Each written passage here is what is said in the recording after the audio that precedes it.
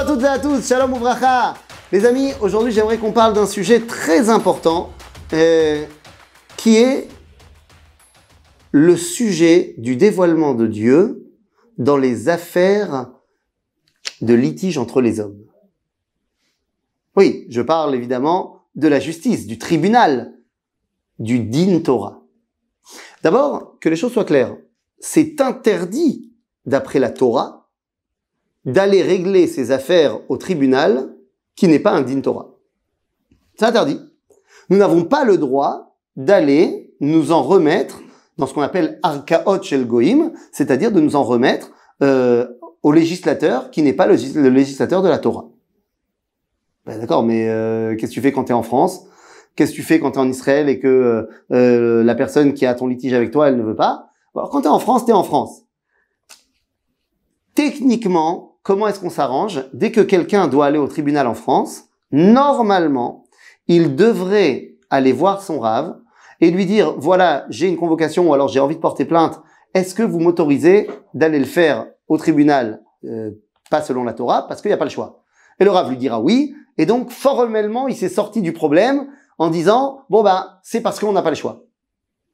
En Israël, eh bien, il faut savoir que tous les litiges de droit commun, donc pas les litiges qu'on appelle pénal, tous les litiges qui sont pas pénals mais qui sont de droit commun, des litiges entre les gens, de business ou des choses comme ça, eh bien on peut en Israël, si les deux parties sont d'accord, eh bien ne pas aller au tribunal mais aller en Din Torah, et la décision du Bet Din fera loi au niveau du tribunal de l'État d'Israël. Alors c'est pas encore dans toutes les affaires, mais c'est déjà une grande avancée par rapport aux 2000 dernières années d'exil. Ceci étant dit, pourquoi est-ce que c'est si important que ça? La personne, elle a fait du droit, elle a fait... Oui, d'accord, elle a fait du droit, elle a appris plein de choses, c'est très bien. Mais ce droit, ces lois ont été dictées par qui? Eh bien, par les hommes. Alors que nous voulons être régis dans notre vie, dans tous les domaines de la vie, par Akadosh Baruch Hu, par les lois qui viennent de Dieu. Alors évidemment, les lois ont été expliquées par les Chachamim de toutes les générations. Mais d'après le judaïsme, la Torah orale qui a été donnée aux Chachamim, elle provient d'Akadosh Baruch Hu. Et c'est la raison pour laquelle, eh bien, dans la Torah, les juges sont appelés Elohim. Quoi? Oui, les juges sont appelés. Le verset nous dit Elohim lo tekalel venasi be'amcha lo taor. Tu n'as pas le droit de maudire les juges. C'est ça que ça veut dire dans le verset. Mais alors pourquoi ils sont appelés comme ça? C'est le nom de Dieu. Oui, parce que les juges, d'après la Torah, donc les Chachamim, le Bet Din, il est là pour montrer comment le dévoilement de Dieu arrive jusqu'à ton histoire à toi. Et en fait, ça nous ramène aux prémices de la justice dans le peuple juif. Lorsqu'on sort d'Égypte, on est dans le désert avec Moïse, avec Moshe, et à ce moment-là, Yitro, le beau-père de Moshe, arrive et voit comment Moshe rend la justice. Comment il fait? Il est assis et il y a une file interminable de gens qui font la queue pour régler les problèmes. Maintenant, Moshe, il est tout seul. Maintenant, disons que Moshe, c'est un super juge, qu'il n'a pas besoin d'aller ni aux toilettes, ni de manger, ni de rien du tout, et qui juge chaque dossier en 1 minute. 20 secondes pour entendre la partie A, 20 secondes pour entendre la partie B, 20 secondes pour trancher, 1 minute, et on passe au deuxième dossier. Donc, ça veut dire qu'il peut régler 60 dossiers par heure. Vous faites votre calcul en 24 heures, combien de dossiers il peut régler? À peu près 1500 dossiers.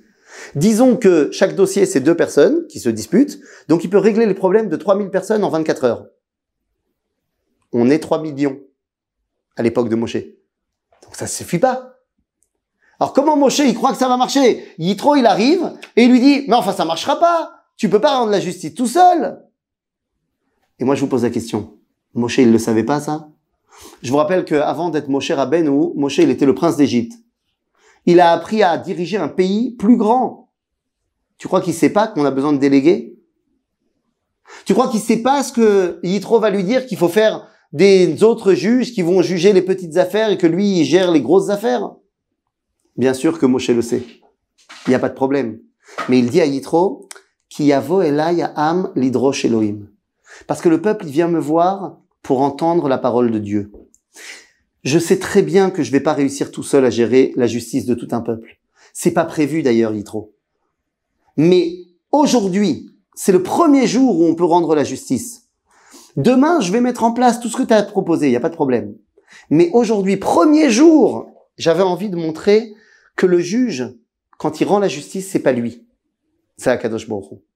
Aujourd'hui, je suis le seul pour l'instant à pouvoir le faire. T'inquiète pas, dès demain, je vais transmettre à 70 autres personnes et je vais leur apprendre comment on rend la justice au nom de Dieu. Et c'est pour ça que le din Torah, il est si important. Parce qu'en fait, lorsque je vais voir le Bet Din, eh bien, je ne vais pas voir juste des gens. J'ai envie de penser que ces gens-là qui sont pétris de Yirat Shamayim, qui ont étudié, évidemment, qui connaissent la loi selon le judaïsme, mais qui sont surtout pétris de la crainte du ciel, eh bien, la décision qu'ils vont rendre, c'est une décision qui est là pour dévoiler la volonté divine dans notre cas, dans notre litige. C'est à ça que vient servir le Din Torah. Faire rentrer Dieu dans tous les domaines de la vie, y compris dans les moments où deux juifs n'arrivent pas à s'entendre. En fait, le Bet Din, il est là pour amener l'union de Tzedaka ou Mishpat. Nous dit le Talmud que David, le roi David, faisait Tzedaka ou Mishpat lechol amo, pour tout son peuple. Tzedaka, c'est le chesed, c'est la bonté. Mishpat, c'est la justice. Ça va pas ensemble. Alors le Talmud, il dit comment il faisait David? Il propose 3 avis. Le premier, il est pas bon. Il dit, alors, il faisait Tzedaka et Mishpat, mais pas en même temps. C'est-à-dire que il jugeait, lorsqu'il y avait une affaire à juger, eh bien, il condamnait le coupable sans aucune miséricorde. Donc, Mishpat. Et il dit, tu es coupable, tu dois payer 10 000 euros. Et une fois qu'il avait tapé et rendu la justice, il appelait le mec, il dit, et il lui faisait un chèque de 10 000 euros. Genre, Mishpat, et après, Tzedaka. Oui, mais ça va pas, parce que c'est pas vraiment la justice, c'est pas vraiment la charité. Alors, une autre avis qui propose, qui dit, le Talmud, il dit non, en fait, il faisait, ok, tu es coupable de 10 000 euros, allez, tu devras payer 5 000. Genre, je fais un peu la justice et un peu la bonté.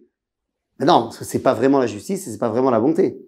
Et finalement, le troisième avis du Talmud, c'est de dire que David y rendait la justice. Et la personne qui avait reçu le din, il sentait qu'on lui avait fait une grande bonté de l'avoir libéré de sa faute.